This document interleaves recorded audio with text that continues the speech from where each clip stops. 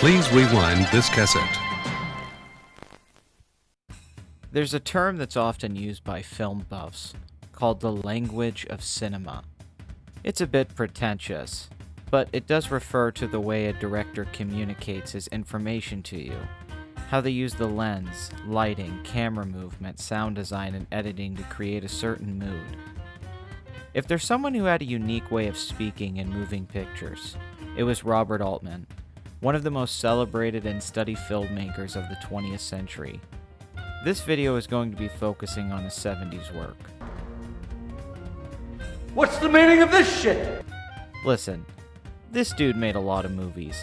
I can't even possibly begin to cover all of them.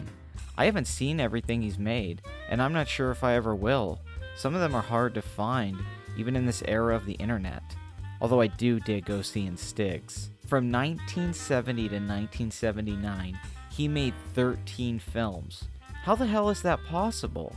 This guy was a workhorse. Even if you didn't like his style in movies, you have to respect the tenacity and dedication. Speaking of style, what was so special about Altman? Well, a lot of things. He didn't really care about story, and he didn't tell his in a traditional linear structure. His movies just jump in and out of moments, sometimes with little context or establishing shots to let you know what's going on. His dialogue overlaps with each other, creating a sense of conversation that feels true to life in its confusion. Sometimes a shot would be placed at a great distance from the characters.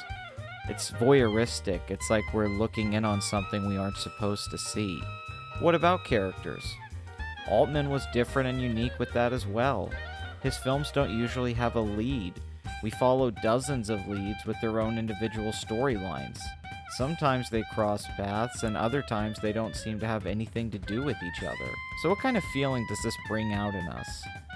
I think it makes us the outsider to what's going on, like a party you weren't invited to. In a strange way, that makes his characters more interesting. We want so badly to know them, but we never really figure out what they're thinking.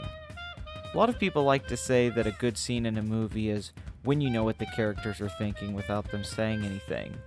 But Altman's films kind of argue the opposite. And you know what? In life, we never really do know what someone else is thinking all the time. Sure, we can pick up nonverbal clues, and there's something to be said about mood. But in the world of Altman, people are too complex to fully understand. His work in the 70s is legendary for a reason. This kind of stuff is hard to pull off. A lot of directors have tried to copy this style, but it rarely works like it does in movies such as MASH or Nashville. Huh, Mashville? Because of this distance he creates, we are often caught off guard by the comedy and emotional moments that would feel trite in the hands of someone else. There's a spontaneity to all of this, and after a while it can become pretty addictive. You never know when the movie starts or when it ends. Life goes on once the credits start to roll. Under all of this is a heavy social commentary that is never overt. You're picking up on it and responding to what is being said, but it's not something you can easily put into words. The mystery is one of the reasons I go back to his work so much. These films feel ahead of their time. Our obsession with celebrity, the social contract, and the way we feel isolated in large crowds. In all of his work, I always feel a deep sense of yearning, people wanting to be touched, loved, and understood. Despite his movies sharing a similar style, he never really did the same thing twice. Sure, he made a lot of ensemble pieces, but everything feels like a reinvention of the formula, instead of leaning in on it. A lot of the energy comes from improvisation, and a serious trust with his actors. That makes you want to make a film, or decide to make a film? Oh, that's very difficult. I don't know, I don't know what it is that intrigues me about different things, but usually it's something that is either presented to me or something somehow comes to my attention, and my first thought is always, oh no, that's impossible. And then I start working on it as I would a puzzle. And as I start getting involved, then I get very intrigued, and pretty soon I'm doing it. But is it usually a story or an idea, or can it also be the one to work with an actor or to make some technical experiments? Or... No, it's always an idea. It's always the content. I mean, it can be an arena, just a general subject, or it can be a story, it can be music, it can be many, many things. One of his regulars was Elliot Gould, one of my favorite actors of all time. Altman lets him be a funny man, a badass, an addict, a rebel, and anything he wanted to try. When someone had range like Gould, Altman never tried to box him in. You have true freedom here, and it makes us free to explore what's going on. It's almost like a video game. You can go where you want in an Altman movie. Hey, wait, is that Arnold Schwarzenegger? Often using zooms, we sometimes get put into a situation in an abrasive way. It's anti-formalism, and you either go with it or you don't. However, it can't be denied the influence of Altman has had on modern directors like Paul Thomas Anderson or Richard Linklater.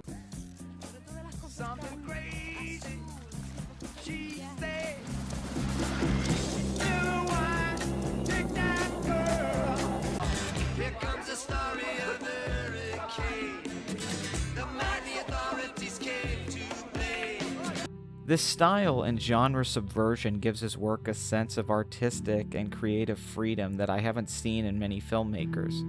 There's true craft going on here, but from so many different angles and places, you can't really single out one thing as to why it works. I think Pauline Kael put it best when she said, Altman could make film fireworks out of next to nothing. How does one create so much energy out of the ordinary? Well, you do it with trust in the foundation you've built and your instincts. I think this only worked because he made so many movies. Sure, a lot of them are mediocre to bad, but he learned something new every time. He built up those muscles for the bigger sets down the road. Having worked in television for many years before he got into film, I think he already knew how to shoot in a pragmatic and time-efficient way. He never had to compromise his vision to make audiences happy. Well, maybe with Popeye. All he cared about was his own observations on the world around him, how he talked to it and how it spoke back to him. So what was Robert Altman interested in? Well, to put it simply, people. Our imperfections, our complexities, our way of trying to hide who we really are but always being so obvious about what we really want. Ever since then I've been working. I think ever since then I've been working and doing supporting myself. Anyway. Hey. I'm gonna get you some lemonade. Oh, you're fine, darling, fine. It's the microphone. Give me the mic. I ain't done. Oh, I know. I ain't done. Go get some glass of water, come on. To be human is to be a hypocrite, because life itself is hypocritical. Altman finds the truth between the lines. He's telling us it's okay. You don't have to try so hard. So what's the language?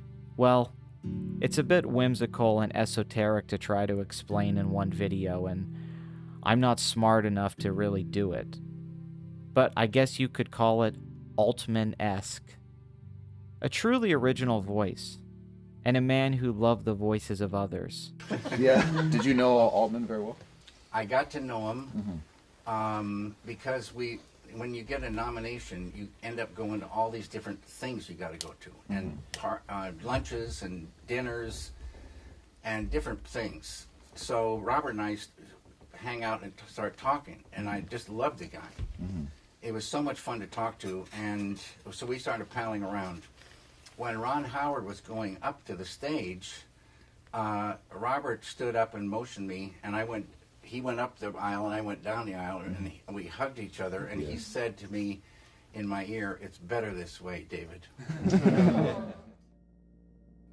His 70s films are classics for a reason, and are just some of my favorites of all time. I mean, MASH, The Long Goodbye, these are absolute gems, and totally worth studying. I always loved that about his work, and as I have grown older and gotten into documentary, that also was a kind of documentary aesthetic that he brought to narrative film. It was an aesthetic choice that grounded his films in a kind of reality that you don't get when you do a smooth, beautiful camera move into a subject or out of subject. Mr. Altman, thank you for listening. and I'll try to listen better too.